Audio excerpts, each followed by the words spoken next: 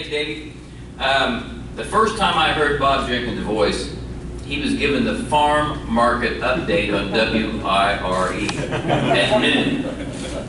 And I didn't know who Bob, he had a distinctive voice, but I didn't really care about the hog prices, so I went on. And neither did Bob. So, Paul Page and Terry Lingner were two of the biggest people in Bob's life, and I hope they're here. I saw Paul. Paul knew Bob's passion for racing, so he tried to work on him, and he got him as a backstretch reporter on the IMS network. That was the first time I really heard Bob's voice on the radios as a radio racing guy.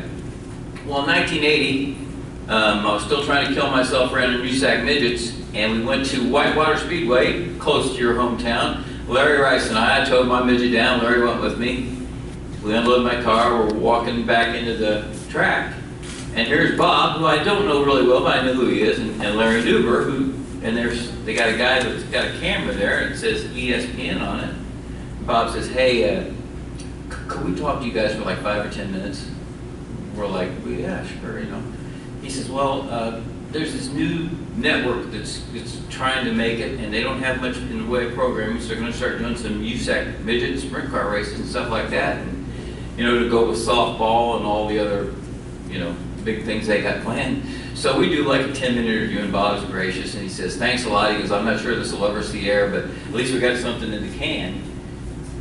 So we're driving home that night, and I say to Rice, Rice says, what do you think about that channel? I said, it doesn't have a chance. Are you kidding me? 24-hour sports? I said, I hope Jenkins don't quit his job, his real job, because he's got no shot. Well, of course, like my betting usually goes, I was 100% wrong. And then, not only does he become one of the faces of ESPN, and this drives him crazy, he hates this. Because of him and Benny Parsons and Ned Jarrett, NASCAR skyrockets to the top because of those three guys in the booth. And it grinds on Bob that people think that he's this NASCAR guy because he's an open wheel guy. And he's like, people are like, Bob, we love you. Well, we wish you did all the NASCAR races over the last 30 years.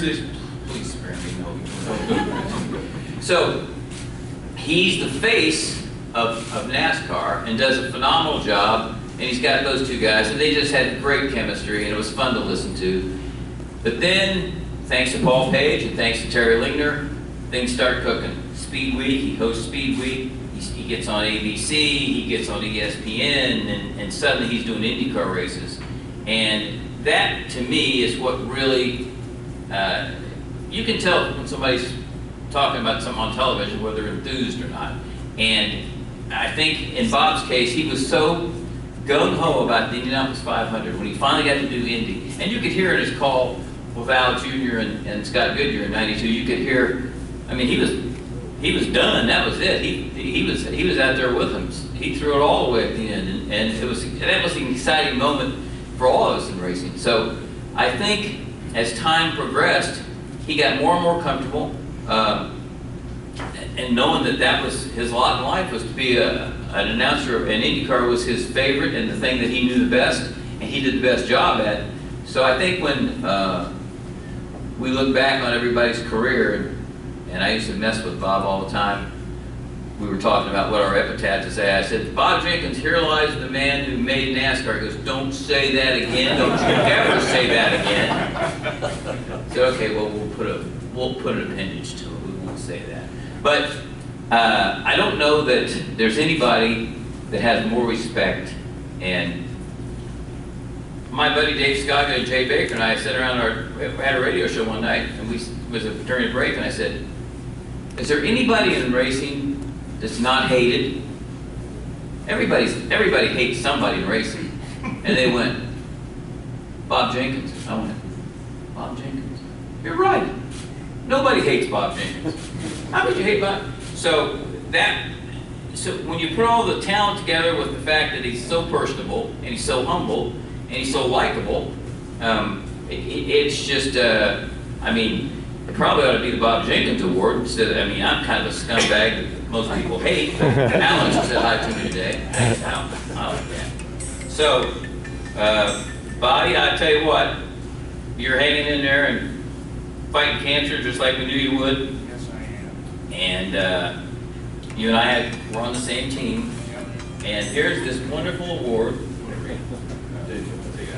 You read it, Dean. You have a real voice. No, you have a real voice. All right, here we go. I'll read it. I don't know if I can get through this. Okay. He calls himself the race fan who got lucky.